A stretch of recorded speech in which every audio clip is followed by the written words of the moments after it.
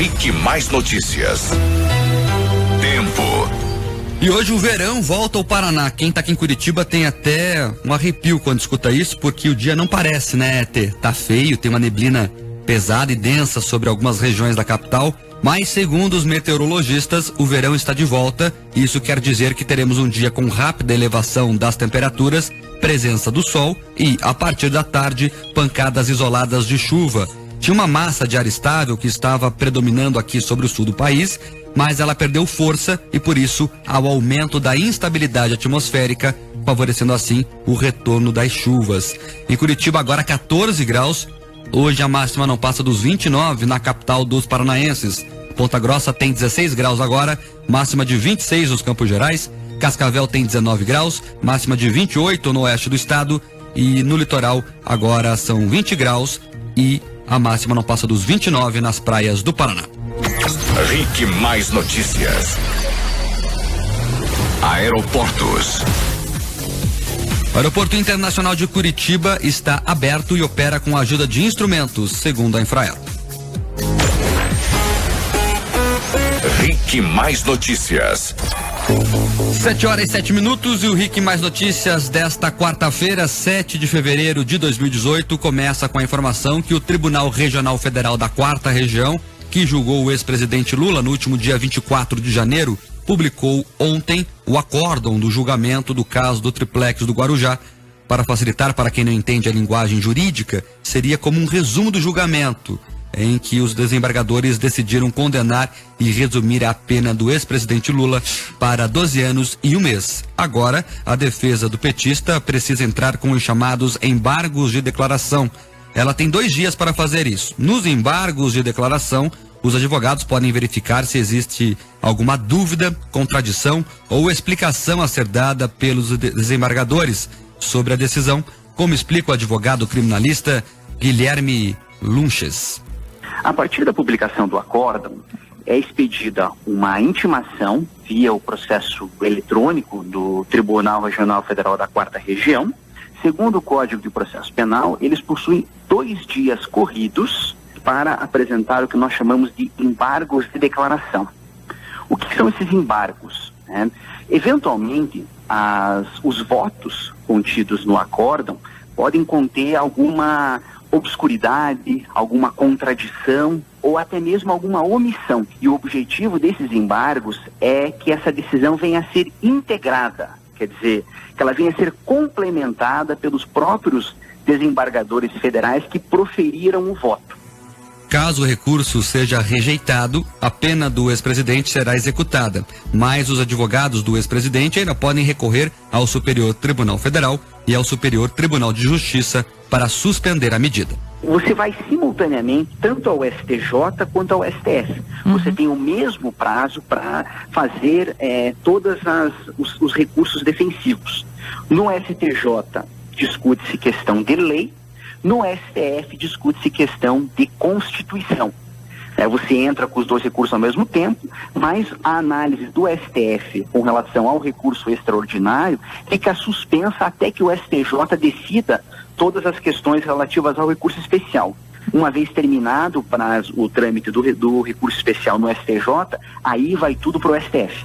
A possibilidade de prisão do ex-presidente ocorre em função do entendimento do STF, que valida a prisão de condenados pela 2ª instância da Justiça, mesmo cabendo recurso aos tribunais superiores. E sobre esse assunto, teve uma novidade importante, que é o ministro Alexandre de Moraes. Em um caso semelhante ao de Lula, um político, um deputado aqui de Santa Catarina, do nosso estado vizinho, que também foi condenado em 2ª instância, inclusive pelo mesmo TRF4 de Porto Alegre. O ministro Alexandre de Moraes votou pela prisão imediata desse político. Isso posiciona o ministro sobre esse assunto. Se ele fez isso com o deputado catarinense, provavelmente fará isso com Lula. Então, se for reaberta a discussão no STF sobre a discussão de prisão em 2ª instância, o voto do ministro Alexandre de Moraes é pela prisão imediata. E o Lula ficou finalmente preocupado com a situação jurídica dele. Se ele escutasse esse jornal, Terribas, ele saberia que desde o início nós falamos que o advogado dele é fraco. Tô mentindo ou não? Não, a gente já fala isso faz tempo. Dr. Zanin é um civilista, inclusive, não é nem penalista de especialidade. E a gente sempre dizia isso. Tumulto, né? É o que ele faz só vai discutir com o Moro nas audiências. A gente sempre falou aqui que a defesa do Lula é fraca. Pois bem, Lula contratou um novo advogado, é o Sepúlveda Pertence. Ele é ex-presidente do STF e novo advogado de Lula, portanto, tem trânsito livre entre os ministros do Supremo e também do STJ. Então agora quem cuida da defesa do ex-presidente Lula é o Sepúlveda Pertence. Quem é do mundo jurídico já ouviu falar bastante desse nome, ele é muito bem cotado entre os ministros do STF e a partir de agora ele cuida da defesa de Lula, principalmente nos recursos lá em Brasília. Então o Lula finalmente se deu conta que a situação dele está cada vez pior e que a prisão pode realmente estar se aproximando. Tem um ouvinte aqui, perguntando se é verdade que ele viu na internet que um ex-advogado do PT pode assumir o STF e pode ajudar Lula no processo do triplex. Vamos por partes. Primeiro, é verdade sim que o ministro Dias Toffoli, ministro do Supremo Tribunal Federal Dias Toffoli, foi sim advogado do PT e ele deve assumir o STF em setembro, quando a ministra Carmen Lúcia deixa a presidência da corte. Isso não aconteceu agora, já tem um rodízio entre os ministros para que cada um assuma em determinado período a presidência do STF e agora chegou a vez do Dias Toffoli a partir de setembro. Acontece que, no caso específico do triplex, não vai dar tempo do Toffoli presidir a corte sobre isso. Até porque o recurso já está em vias de ser apresentado aqui na segunda instância, o recurso final, que são os embargos de declaração, depois sobe para o tribunal. Isso tudo deve ser resolvido ainda no primeiro semestre, sobre a presidência da Carmen Lúcia. Então, é verdade que o Toffoli vai assumir o STF, sim, mas sobre esse caso do triplex, ele pouco vai poder influir como presidente, porque ele só assume a corte em setembro. 7:13 agora.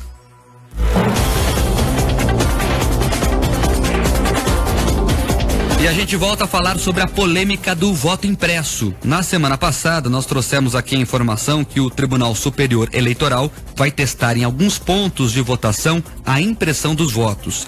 Agora, a Procuradora-Geral da República, Raquel Dodge, entrou com uma proposta de ação direta de inconstitucionalidade no Supremo Tribunal Federal contra essa norma, a de impressão dos votos.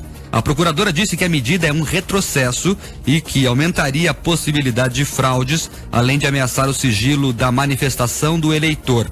A reforma eleitoral de 2015 determinou que cada voto seja impresso automaticamente pela urna e, na sequência, o eleitor verifica o voto, vê se está tudo certo ali e depois deposita a cédula em uma outra urna. Raquel Dodge disse que a implementação desse processo requer estudos para uma transição adequada, como a uma licitação para a compra das impressoras. Segundo um levantamento do TSE, esse modelo pode custar cerca de 2 bilhões de reais aos cofres públicos. E aí, ouvinte, você acha que é necessário a impressão do voto? Esse valor de 2 bilhões de reais seria um valor bem aplicado nesta questão? Tem duas advogadas do Instituto Resgata Brasil que entraram na Justiça Federal lá de Brasília para obrigar o TSE a garantir o voto impresso nas eleições deste ano. Elas propõem como medida alternativa a utilização de cédulas de papel, caso o TSE não consiga viabilizar a impressão do voto eletrônico.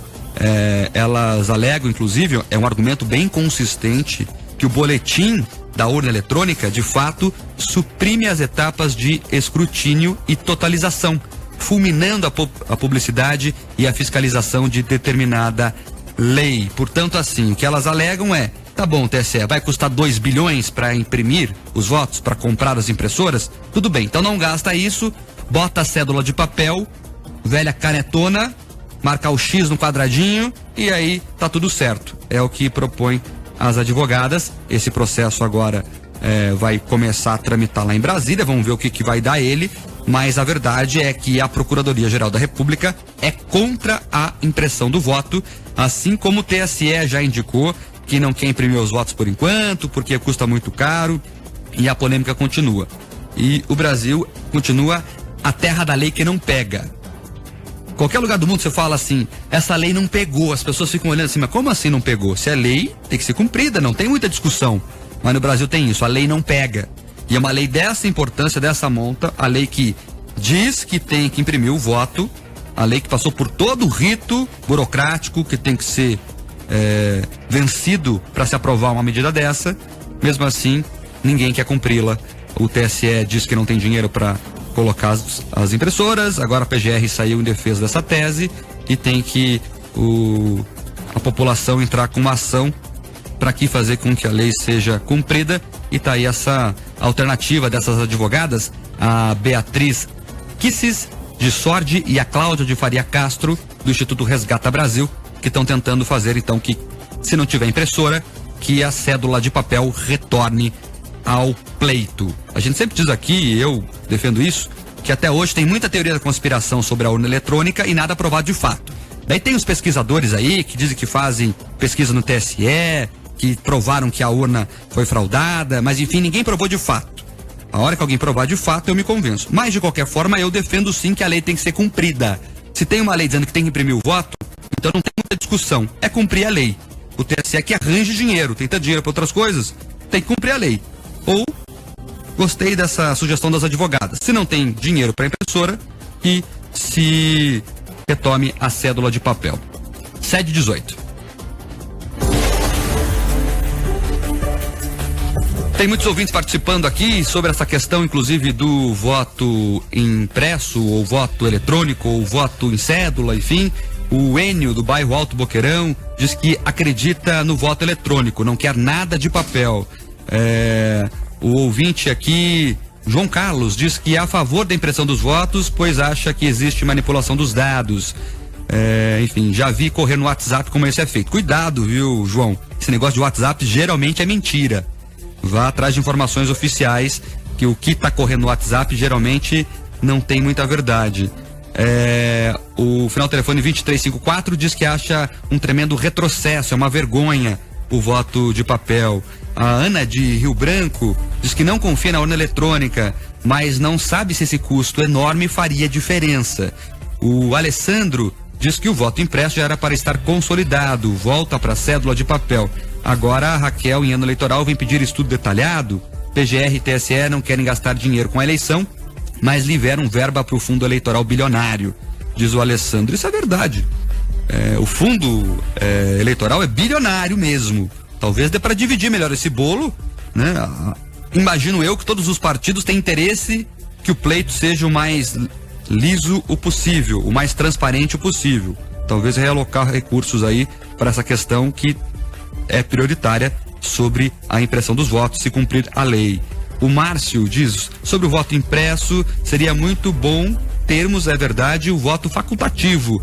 Em um país dito democrático, as pessoas são obrigadas a votar. A velha discussão sobre a obrigatoriedade ou não dos votos. Tem gente pelo Facebook aí, como é que tá a live? Então, Marco, aqui no Facebook o pessoal também tá participando com a gente aqui. O Yoshan Alves diz o seguinte, Yoshanan Alves, farão licitação e pagarão 5 bi, 3 vai para a caixinha. O Marcos de Oliveira diz bom dia. O Moratelli Gustavo, melhor rádio jornal. Também o Eric tá com a gente aqui. O Itamar de Lima, Ciro 2018. Olha aí, tem aparecendo outros candidatos. Outros nomes. Só falavam Bolsonaro antes, agora tem o pessoal do Ciro, é isso? Ciro 2018 tá aqui já. Os militantes do Ciro agora também. Isso. O Sidivane Simões, bom dia a todos, muito bom dia a todos. Tem vários ouvintes aqui participando aqui. O custo da corrupção é muito mais caro. O voto de papel, além do eletrônico, poderia inibir fraudes. Final do telefone 1915 diz isso. O Roger do Cabral diz que é a favor que tenha o comprovando do voto para confirmar os votos, enfim. Enfim, tem muita gente aqui participando, as opiniões estão bem divididas sobre a impressão ou não dos votos e sobre a volta das cédulas. A verdade é que não tem nada definido ainda. Nós estamos em fevereiro, as eleições serão em outubro e hoje, nesse exato momento, no dia 7 de fevereiro. Ninguém sabe se vai ter impressora nos votos, se pode voltar, quem sabe, o voto em cédula, como querem essas advogadas lá de Brasília, ou se vai ficar tudo como é hoje. Vamos aguardar para ver o que acontece. Você pode mandar sua opinião para cá e a gente vai registrando ao longo do jornal. 7h21, vamos para um rápido intervalo comercial, Tê? Daqui a pouco a gente volta. E aí, daqui a pouco a gente vai dar dica de shows aqui pro pessoal também. Boa. Rick Mais Notícias. Agora 7h25, muita gente nos ouvindo lá de Cascavel, viu, Tê? Um deles é o Fábio, mandou uma selfie aqui, tá lá no show rural em Cascavel, já esteve lá no estande da Rick, do grupo Rick lá, e disse que tá muito legal o evento. Cascavel, que tem um dos maiores eventos do setor, né, da questão agrícola, enfim, e muita gente lá ligadinha aqui no Rick Mais Notícias. Obrigado pela audiência. 7h25 agora. E os motoristas que precisaram trafegar ontem para o interior do estado, ou aqueles que estavam vindo do interior para Curitiba, encontraram a pista bloqueada na BR-376, conhecida como Rodovia do Café, e um congestionamento de 20 quilômetros. Isso porque criminosos causaram uma situação que parecia até ficção, parecia cena de filme de Hollywood. Ao tentar parar um comboio com 5 carros fortes, isso mesmo, 5 carros fortes, eles entraram em conflito com os vigilantes da empresa que fazia o transporte do dinheiro. Eles bloquearam a pista com 2 carros e aí começou uma troca de tiros que provocou 2 mortes, a de um caminhoneiro e a de um vereador do interior do Paraná que passavam pelo local. Ele e outros 2 parlamentares seguiam para Curitiba, onde tinham um compromisso na Secretaria Estadual de Educação. Um vereador ficou ferido e um terceiro, Edivaldo Nascimento, saiu ileso. A pista só começou a ser liberada no fim da tarde, quase 10 horas depois da tentativa de assalto. Segundo a polícia, a quadrilha usava armas de grosso calibre, mas devido à ação rápida dos seguranças da empresa de valores, os criminosos não conseguiram levar o dinheiro. Segundo o delegado Rodrigo Brown, a mesma quadrilha já cometeu outros assaltos desse tipo. Essa ação que vai nos ajudar bastante a identificar os demais integrantes da quadrilha, localizá-los e prendê-los. E será sepultado hoje, portanto, em Barra do Jacaré, no norte do estado, o corpo do vereador Elton Alexandre de Aguiar Mata, que morreu nessa ação. A Câmara de Vereadores da cidade decretou luta oficial por 7 dias. Eu estive lá, no local para fazer a reportagem para a Record TV, impressionava o tanto de cápsula deflagrada de armamento pesado. Fuzil .50, arma de guerra, de exército. Estavam lá os marginais que tentaram parar os 5 carros fortes. Absurdo, né? Você via ali, o comboio de 5 carros fortes, blindados, um chegou a tombar, uma explosão que teve lá, e não conseguiram levar o dinheiro, mas incomodaram a vida de muita gente, né? E tiraram 2 vidas. Pra conseguir, né, violar um carro forte, tem que ser um armamento muito pesado. Exatamente, parecia cena de filme realmente, é clichê falar, mas era o que parecia. 7h28 agora. E tem clima de tensão na Câmara dos Deputados. O presidente Michel Temer disse que se a reforma da Previdência não for aprovada ainda esse mês, dificilmente volta a ser analisada este ano. E os deputados e senadores que retomaram os trabalhos nesta segunda-feira encontraram a reforma como um grande desafio para esse começo de ano. Entre os deputados, cresce o clima de desconfiança quanto ao poder de convencimento do governo. A bancada dos deputados paranaenses, que tem aí como um dos integrantes o deputado Zeca Dirceu, do PT, não acredita que a reforma vai ser votada e aprovada neste ano. Pouco provável que vá à votação. Se for a votação, nós vamos derrotar a reforma da Previdência aqui na Câmara dos Deputados. Já o deputado Osmar Serralho, do PMDB, é a favor da reforma. O país está aí com um déficit de bilhões, de mais de 200 bilhões de reais de déficit. É preciso que alguma alternativa se tenha, pelo menos em relação a esse vazadouro. E a gente sabe que existem situações de muitos privilégios em detrimento de outros, que ao contrário disso tem que contribuir e terminam lá na frente com parcos recursos quando conseguem ter aqueles poucos recursos. E a intenção nossa é avançar. Se for para a votação, nós votamos. Tá aí, portanto, um embate de ideias lá na Câmara dos Deputados sobre a reforma da Previdência, que até onde a gente pode enxergar, infelizmente, não vai ser votada esse ano. A Câmara não vai ter os votos necessários, pelo menos até agora. O Rodrigo Maia faz cena, diz que não quer votar se não tiver os votos. E mesmo vamos supor que se vote a reforma na Câmara dos Deputados, ela teria que passar pelo Senado depois, e o Senado reabre toda a rodada de discussão e negociação com o governo. Então, dificilmente teremos a reforma aprovada neste ano, a não ser que tudo mude. Em política, se diz o ditado que até a vaca voa. Se a vaca voar, a reforma será aprovada. Mas se tudo continuar como está, dificilmente teremos essa reforma aprovada. 7h30 agora. E a família do deputado federal Rubens Bueno, do PPS, publicou uma nota nesta terça-feira afirmando que o deputado não tem um imóvel em Brasília. O assunto ganhou repercussão depois que a imprensa revelou que ele recebe auxílio moradia, mesmo tendo um imóvel na capital federal. A informação sobre esse imóvel foi entregue à Justiça Eleitoral na declaração do patrimônio na última campanha em 2014. O apartamento foi declarado por R$980 mil. Nesta terça-feira, o filho do deputado publicou uma nota informando que o apartamento é dele e que apenas foi financiado em nome do pai. De acordo com a nota, o apartamento foi vendido em janeiro de 2014. Rubens Bueno recebe R$5.500 por mês de auxílio moradia. Na declaração para a Folha de São Paulo, o deputado havia justificado que o auxílio moradia era usado para despesas como o pagamento de condomínio. Então tá aí a explicação do Rubens Bueno. Agora, tá meio com cara do Lula essa explicação, hein, Rubens Bueno? O imóvel era do filho, não era meu, só financei em nome dele. Tá parecendo Lula. Estranha a história. A verdade é que tá na sua declaração de campanha, lá de bens ao Tribunal Superior Eleitoral, um apartamento. Daí agora, quando a imprensa apertou, diz que é do filho. Enfim, tá aqui registrada a informação. Mas que tá estranha a explicação, está. Tá aparecendo Lula.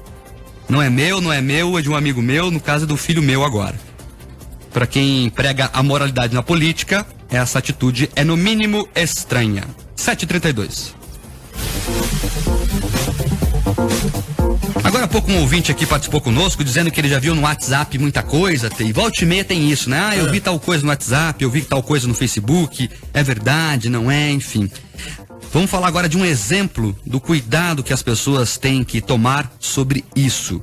Esse caso em específico que eu vou falar agora, teve até jornalista histórico aqui da capital paranaense, com 30 anos de profissão, compartilhando nas redes sociais, e no fim era uma fake news, era uma mentira.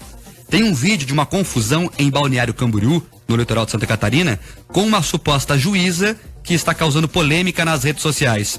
Muita gente chegou a compartilhar o vídeo como se fosse realmente de uma juíza que estivesse abusando do poder. O caso aconteceu no último fim de semana, depois de um bate-boca que teria começado porque motociclistas estariam usando vagas destinadas a carros.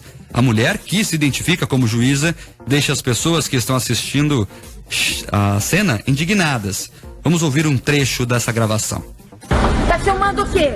Tá filmando o quê? Não pode pôr a mão. Que eu sou juíza e vou denunciar essas pessoas que estacionaram motos em lugares errados. É a juíza que dá o exemplo, você está agindo errado. Exemplo, eu tô de férias, minha filha. E a minha família inteira é promotor, juiz, tá bom? Mas de acordo com a Associação dos Magistrados Catarinenses, a mulher, a Cirlei Klein Pichit, de 43 anos, que aparece no vídeo, não é juíza e que vai entrar com medidas judiciais contra ela, inclusive. Ela pode responder por falsidade ideológica ou falsa função. A equipe da RIC TV Santa Catarina conseguiu contato com a mulher que diz ter sido agredida. Esse homem que fez essa filmagem junto com os outros abusivos que abusaram de mim, tocando em mim e verbalmente com a minha filha dentro do carro. Simplesmente tá todo mundo me ameaçando de morte. A falsa magistrada já chegou a ser indiciada por roubo em outubro do ano passado e acusada de furto em setembro, crimes que aconteceram em Santa Catarina. O marido, que também participa da confusão, está em liberdade provisória. Família boa, hein? Segundo o delegado Davi Queiroz, as testemunhas serão intimadas e a mulher pode ser processada. Ela pode ser processada por esse crime ou até por uma contravenção penal, que é um crime um pouco menor, que é de fingir-se funcionário público.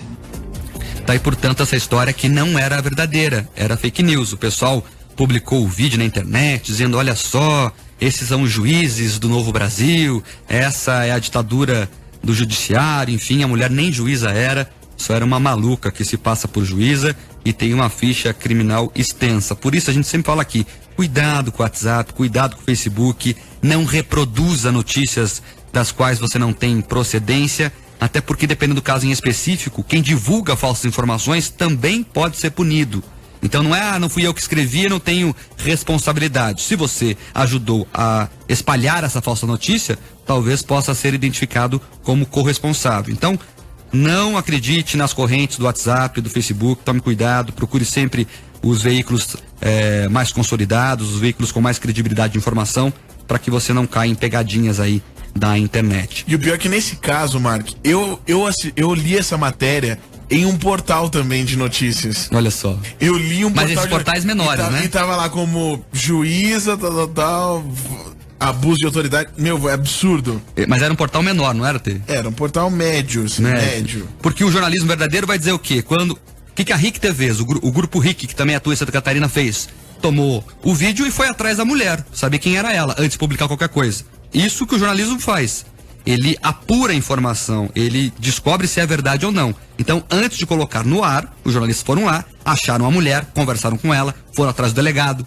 Delegado, o que é essa história aí e tal, enfim. Daí a gente descobriu lá que tem a ficha corrida da mulher. Então, enfim. Então, quando a gente fala assim, sempre procure confiar nos jornalistas, não é porque você tem que confiar só no jornalista. O jornalista não tem monopólio de informação, não é isso. Mas é que, se seguir o rito como tem que ser feito, o jornalista fez a apuração do fato e só conta pra você o que é verdade. Imagina o que vai ser nessas eleições. Uma das armas dessas eleições com certeza vai ser fake news. Você sabe que tem estudos... Fake news foi uma das armas nos Estados Unidos para eleger um presidente? Eu ia falar isso. Tem estudos que provam que de cada 3 tweets nos Estados Unidos durante a campanha eleitoral, 2 eram feitos por robôs, né? Não eram pessoas, eram robôs que ficavam reproduzindo informações, e 1 era fake news. Então, de cada 3 tweets nos Estados Unidos, 1 era fake news. Então, esse nível de desinformação que aconteceu por lá, e é por isso, inclusive, que lá as pesquisas erraram feio. As pesquisas da véspera da eleição davam como a Hillary eleita, e no fim quem ganhou foi o Trump. Então, a informação está bem dificultada pela questão das fake news. O TSE está preocupado, inclusive, bastante com isso, promete ser rigoroso, mas a verdade é que não tem como controlar muito. Vai chegar muita coisa aí no seu WhatsApp, ouvinte, no seu Facebook, no seu Instagram, no seu, enfim, qual a rede social que você usar aí, sobre X, sobre Y, sobre Z. Não acredite, sempre busque outra informação. Pega o Google, é tão fácil hoje em dia. Você achou meio, tá estranho, isso aí tá com cara de mentira. Dá um Google lá e com certeza, se for mentira mesmo, vai ter já alguma outra reportagem desmentindo aquela fake news em específico. 7h38. E tem uma polêmica aqui agora. A Prefeitura de Curitiba notificou um condomínio no centro aqui da capital, isso depois de circular pelas redes sociais uma imagem de um banco com peças pontiagudas. A medida seria para impedir a permanência de moradores de rua no banco. Segundo a Prefeitura, a ordem é que o condomínio retire imediatamente as placas. O prédio fica na Travessa Nestor de Castro, próximo à Praça Tiradentes. Para quem não é daqui de Curitiba, essa é uma região conhecida por ter usuários de drogas. Por meio de nota, a Secretaria Municipal de Defesa Social informou que equipes da Guarda Municipal atendem a região e que são mantidas equipes nas proximidades para intensificar o policiamento preventivo.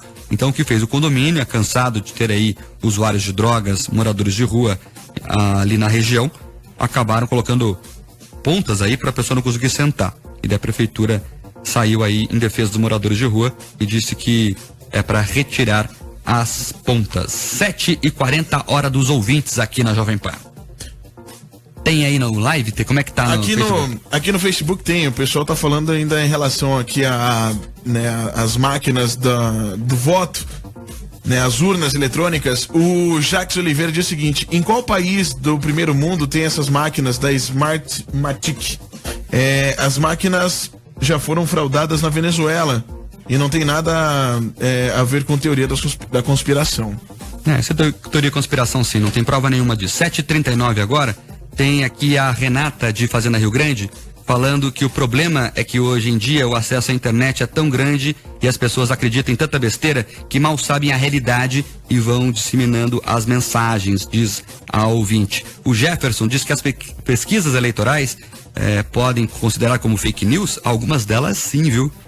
Algumas pesquisas eleitorais são fake news. Inclusive, essas últimas aí que colocam o Lula como candidato. Lula não é candidato, Lula é condenado, ficha suja em segunda instância. E, inclusive, sobre essa questão do Lula, o novo presidente do TSE, o Luiz Fux, foi entrevistado pelo jornal O Globo e foi categórico. A candidatura de Lula é irregistrável. Então, quem está dizendo aqui não é o Marcos Souza, não é o Terribas, não é a Jovem Pan. É o presidente do TSE, o Luiz Fux, dizendo que a candidatura de Lula é irregistrável. Quem quiser ver a íntegra dessa entrevista dele, é só procurar lá no site O Globo. E foi para quem ele deu essa entrevista.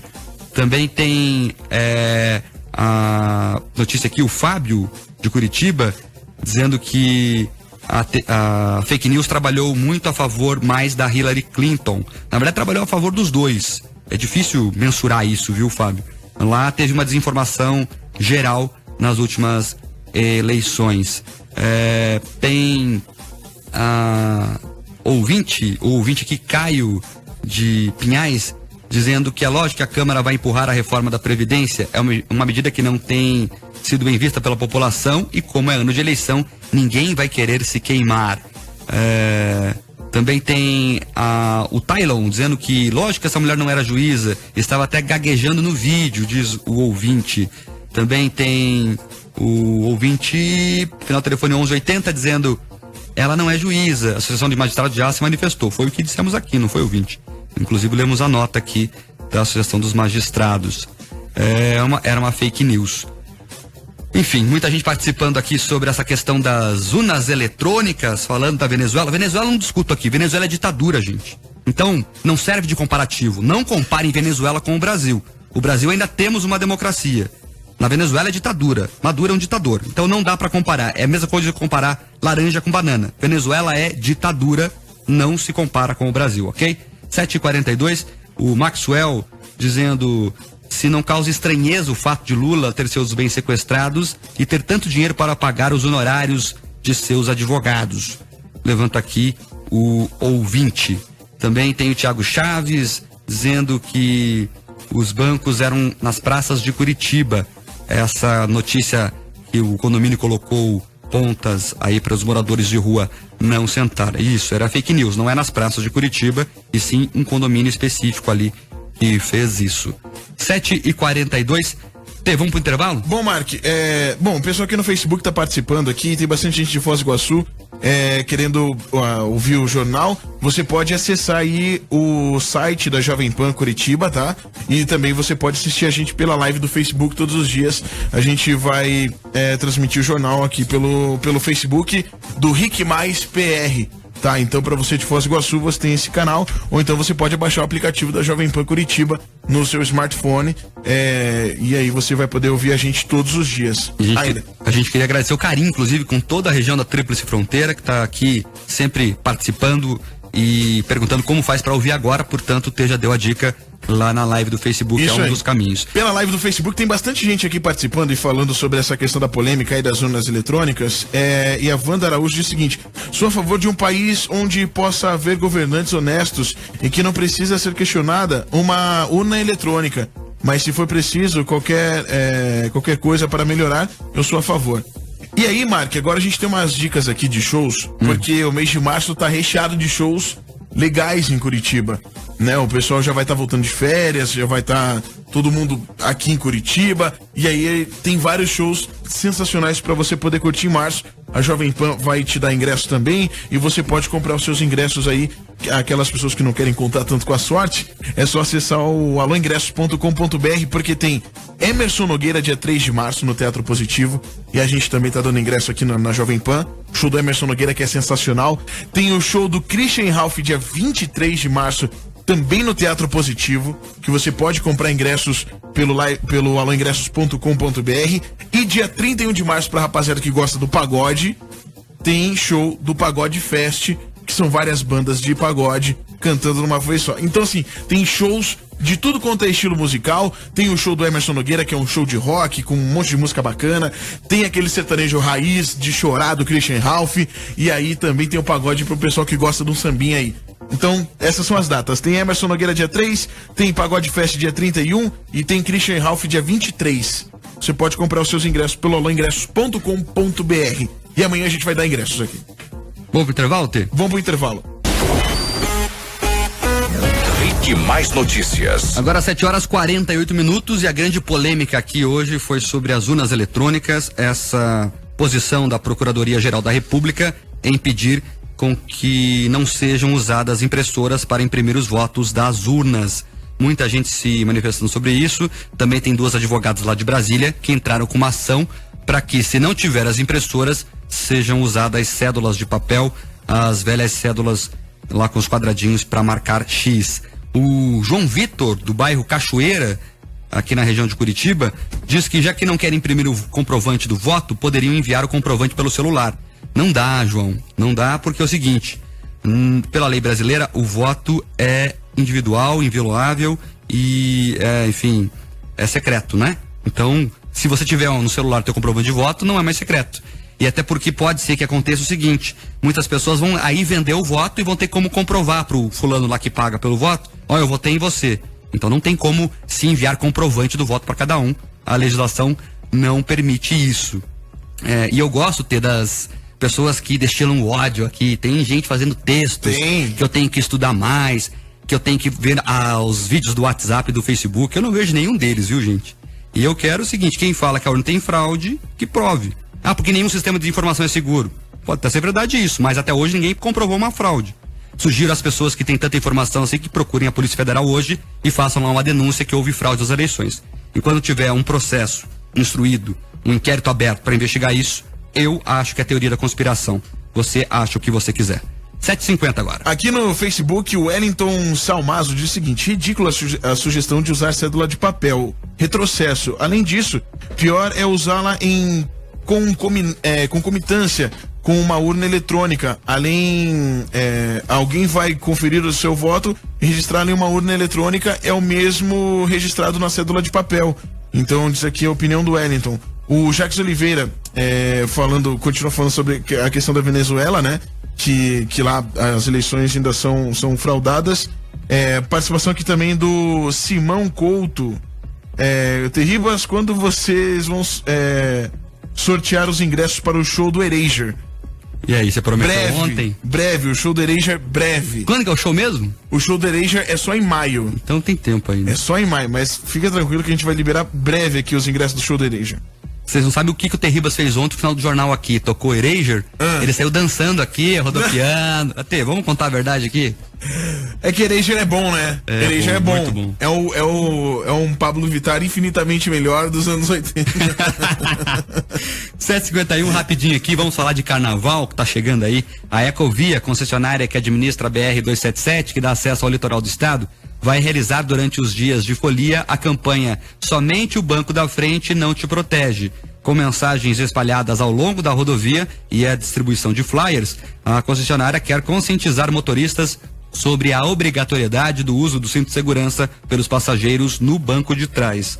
Lembrando que quem não usa o cinto no banco de trás pode causar ao motorista uma multa com 5 pontos na carteira, além de pagar multa de R$195, sem falar que o principal coloca a sua vida e a de outros passageiros em risco. Uma pesquisa do Ministério da Saúde mostrou que apenas metade da população tem o hábito de colocar cinto quando senta no banco de trás. Então, um alerta aí. Geralmente o pessoal vai em grupo pro carnaval, em grupo de amigos, ou vai a família toda no carro, vai muita gente dentro do veículo e senta no banco de trás e não coloca cinto. É importante colocar o cinto, não só pela multa, que é quase R$200 aí, mais 5 pontos da carteira, mas muito mais pela segurança do passageiro que não coloca o cinto, também dos outros que estão no veículo. 7h52, você preparou alguma coisa hoje pra gente ir embora ou não? A gente vai embora de Perdiano hoje. Olha vamos só, tranquilo, Perdiano. E amanhã o Denê está de volta.